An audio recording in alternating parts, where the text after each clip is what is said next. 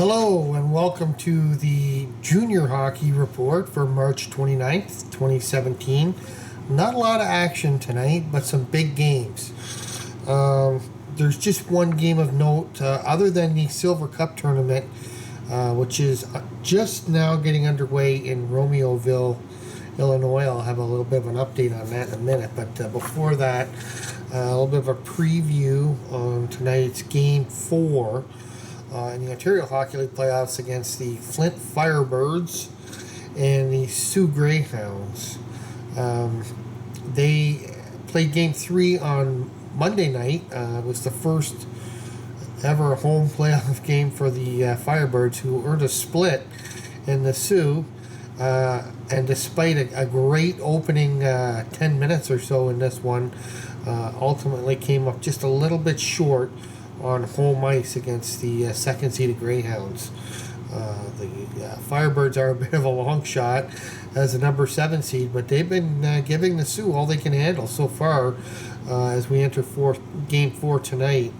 As I said, the first 10 minutes of this one were just couldn't have gone any better for the Firebirds.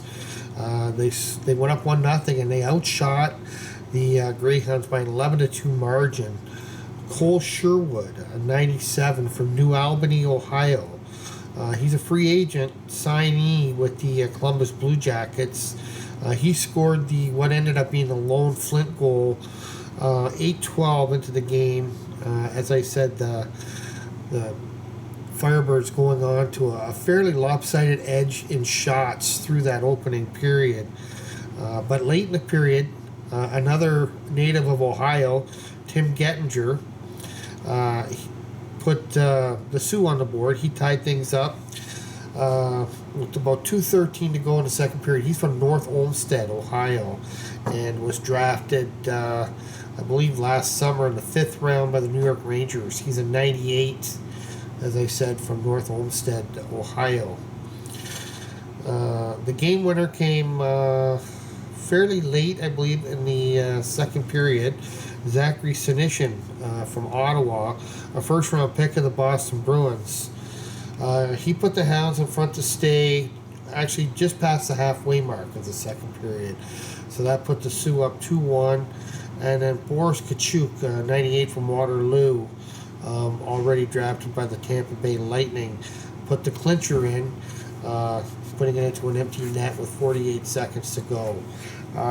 Of note, that goal by Gettinger that tied the score at 1-1 was actually a shorthanded goal late in the first period. So, again, that's a tough break for the Firebirds, who really seemed on their way to taking control of that series. Joseph Raymakers, a 98 from Chatham, Ontario, was really the hero for the Soo in this one. He picked up the winning goal and made 33 saves on 34 shots for the Greyhounds, and that might have dampened a little bit really a nice effort by Connor Hicks, a 97 from Canada, a suburb of Ottawa, who made 25 saves in goal for the Firebirds. These two teams met 6 times through the regular season, and ironically, the visiting team won all 6 games. So there were 3 each. Firebirds winning 3 times in the Soo, including 1 in overtime, 1 in a shootout, and then dropping all 3 home games to the Soo. So they certainly would like to buck that trend tonight and pull even in this series. That one is about to get underway about an hour from now as I put this video together. So that brings us to the Silver Cup tournament, which just faced off in Romeoville, Illinois, not too long ago. I actually got one game up in front of me now. The Metro Jets, who went 47-0 through the regular season, but then found the going a little bit tougher in the postseason, but managed to scratch their way through and get into the Silver Cup tournament as a division champion. They are currently leading the Granite City Lumberjacks by a score of 2-0, and I have a few details on that.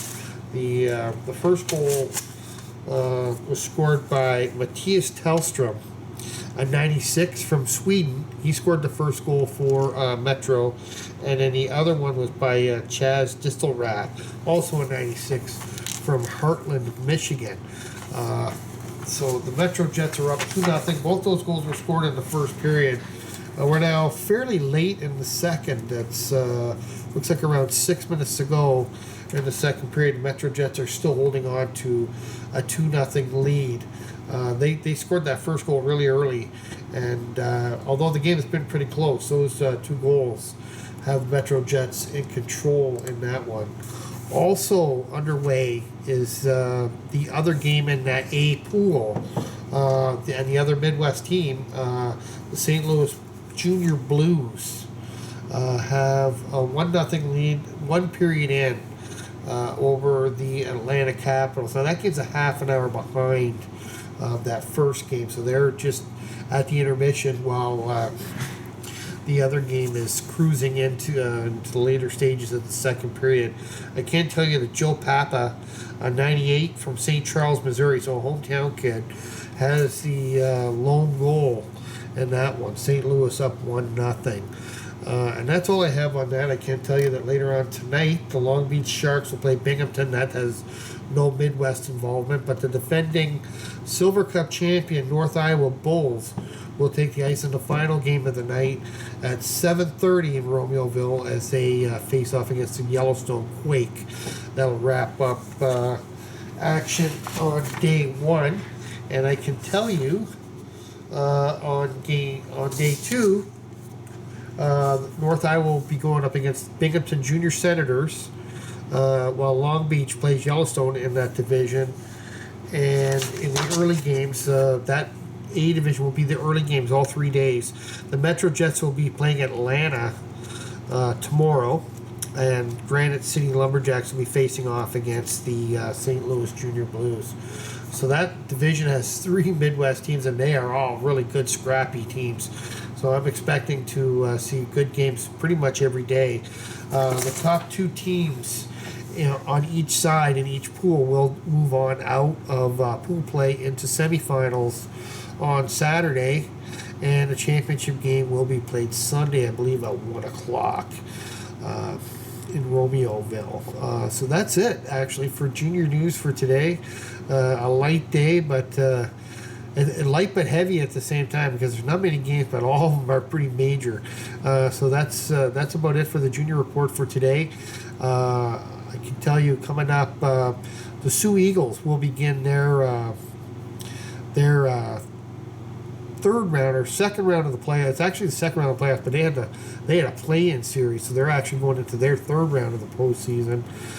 They will begin, I believe, on Friday after their massive upset of the other Sioux team, from the Canadian side. They swept them in 4 games, and that was a 4-1, and they just dispatched the other Sioux team. So that's a huge upset for them, and it'll be interesting to see if they can carry that in to the division finals on Friday night. And some other big junior games. I'm just trying to think here now. The NAHL is going into its final weeks of the season, as is the USHL, and of course the Flint Firebirds continue to battle with the Soo Greyhounds, and they're hoping for the huge upset as well.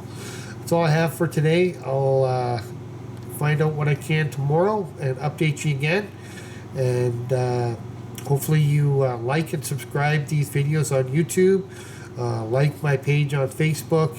I appreciate all the support, and we'll keep putting these videos out. Thanks again. Good night.